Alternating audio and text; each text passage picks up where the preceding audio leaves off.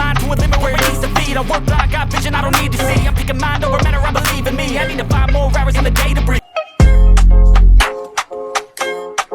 2, 3. Halo semuanya, hari ini saya akan menjelaskan pengertian dari struktur hukum. Apa itu struktur hukum?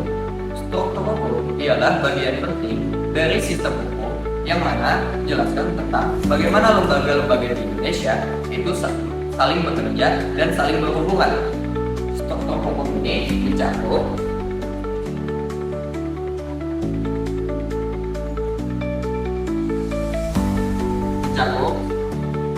mekanisme kerja,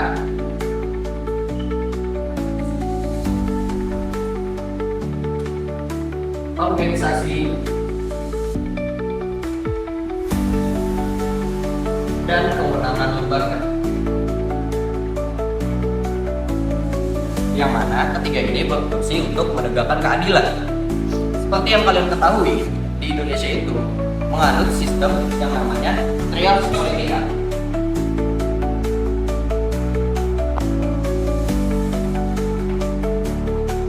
yang mana membagi kekuasaan menjadi 3, yaitu lembaga eksekutif, yudikatif,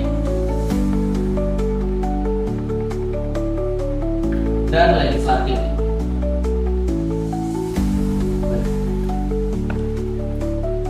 Yang mana ketiga lembaga ini sejajar dan tidak ada yang lebih tinggi maupun lebih rendah. Tujuan akhir dari struktur hukum ialah sehingga hukum-hukum yang ada di Indonesia tidak hanya tertulis di atas kertas, namun juga berjalan dan berfungsi dengan baik sehingga menciptakan keadilan di dalam bermasyarakat. Baik, di sini saya akan menjelaskan unsur pertama dari struktur hukum, yaitu lembaga pembentuk hukum atau legislatif. Lembaga ini memiliki tugas membuat dan menetapkan peraturan perundang-undangan di Indonesia.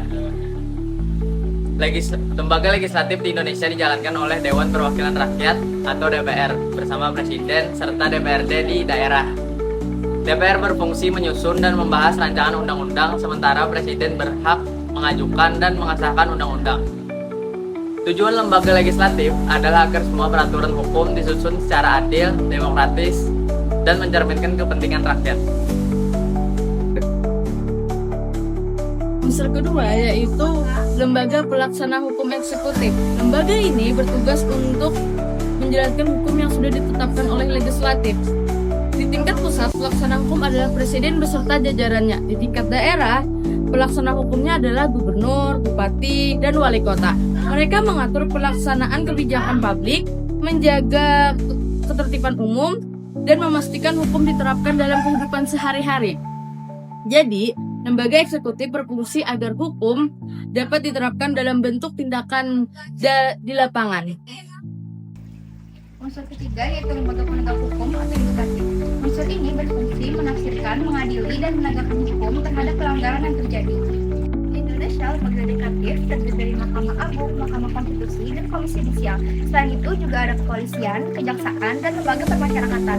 Semua unsur ini bekerja untuk menegakkan keadilan, menegakkan hukum, dan memberikan sanksi kepada para pelanggar agar tercipta masyarakat yang tertib dan juga adil. Baik, di sini saya akan menjelaskan fungsi dan ciri-ciri struktur hukum. Struktur hukum berfungsi untuk menjamin kepastian hukum, menegakkan keadilan, menjaga ketertiban masyarakat, dan menjadi alat kontrol kekuasaan. Ciri-ciri struktur hukum yang baik yaitu lembaga hukumnya jelas dan profesional, aparatnya jujur dan bertanggung jawab, peradilannya bebas dari intervensi politik, dan sistemnya transparan serta memberikan akses keadilan yang merata. Jika semua ciri ini terpenuhi, hukum akan berfungsi secara efektif dan dapat dipercaya masyarakat. Yang terakhir, saya akan menjelaskan apa itu hubungan struktur hukum dengan komponen hukum lainnya.